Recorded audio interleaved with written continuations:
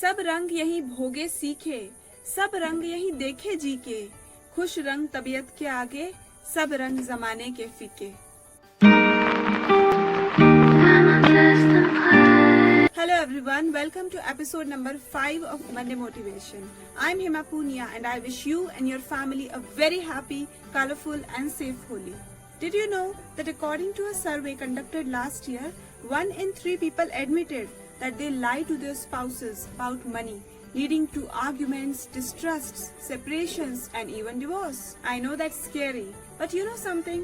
Experts also say that preventive actions can save marriages. So we have someone special today to share her financial experience after marriage. Excited? So am I. Quick chat.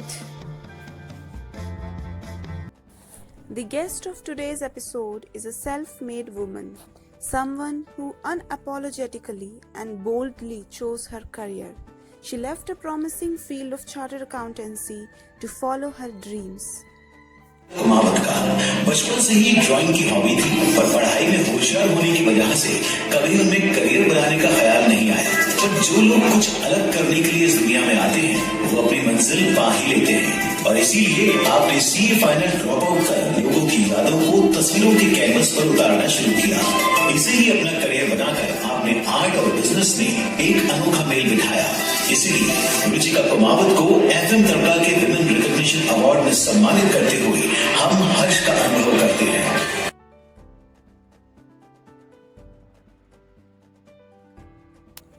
Colors, sketches and art fascinated her, and there she took the plunge without caring a bit about our society's usual expectations. She redefined success in a way and on a path very few dare to walk on. I'm talking about an accomplished artist, recipient of the Corporate Diva Award at Women's Recognition Awards 2019, founder at Ruchika's Creations, and a youth icon, Miss Ruchika Kumawat. Ruchika ma'am, thank you so much. Thank you. Congratulations. Hi Ruchika, welcome to Quick Chat. It's so lovely to have you here. Thank you, Hema. The pleasure is all mine. So you got married in 2019, right? How's life been thereafter? Pretty cool. Okay, so what was the biggest change in your life financially when you got married? Well, there was no sudden big change as such, but many gradual and subtle changes, like I became part of a new family, so my responsibilities increased automatically, and same thing applies to my husband too. Now I am more conscious about my spending and saving habits because I know the effect is going to be much broader and wider. Who's been guiding you about finance related matters and how has it changed after marriage? Initially I was guided by my parents, naturally because they are more experienced, and now I feel more independent to take my own decisions after discussing with my family. What's more romantic according to you? Your partner giving you bed tea or your partner discussing his financial plans with you? Definitely discussing his financial plans with me. I can manage my That's smart. Okay, how many times have you and your partner argued about money over the past year, if at all? Not arguments, but yes, we do indulge in such discussions quite often, and I think that's the best part of our relationship.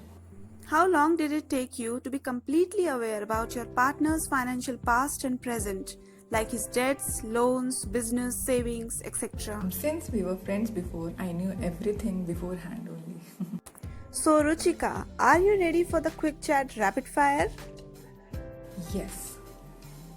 Rate the following in your order of preference: shares, mutual funds, gold, fixed deposit, and cash. I'll go with FD, gold, cash, shares, and mutual fund. Imagine you woke up as a multimillionaire one morning. What would be the first thing that you'll do? Organize a grand exhibition of my paintings and sketches in Jahangir Art Gallery. One financial advice which you would like to give to all married couples. My advice would be don't be shy about discussing money and always communicate honestly with your partner. That's really thoughtful. Okay, one benefit of getting married according to you? Biggest benefit is that household bills get split. Okay, last question. One finance related concept you wish to learn and explore? Cryptocurrency. I'm really fascinated by it. Thank you, Ruchika. It was indeed a pleasure. So, again, I have something special for you, a 7-pointer financial checklist to go through, which must be definitely checked before you say, I do. Number 1. Enter the marriage with full knowledge of your financial rights and skills. Number 2. Do not give up your job immediately after marriage. Don't be in a hurry to open your joint bank accounts. Continue with your separate bank account for at least some time. Number 3. Be aware of all the investments of your partner, whether in property or other mutual funds or tax-saving investments. And do not blindly sign any document. Number 4. Be clear about your career and family plans. When do you plan to have children? After having child, will you be a single earner family or a dual one? Do you have responsibility of older parents living with you? Are there any career goals or plans which might need heavy financial investment in future? So have a rough idea of where you both are financially headed together in future. Number 5. Be in control of your Stri Dhan.